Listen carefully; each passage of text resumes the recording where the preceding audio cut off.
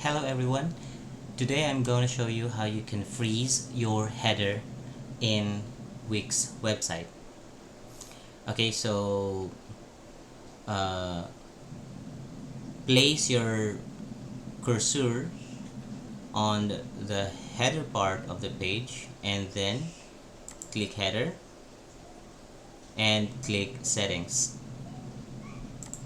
Okay, and it will show you how it will show you the header movement. So this time we are going to choose freeze.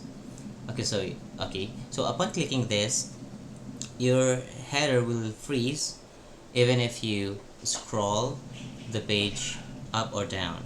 Okay, so that is how are you going to freeze your header. So if you like this video, please click like and subscribe to this channel. Thank you very much.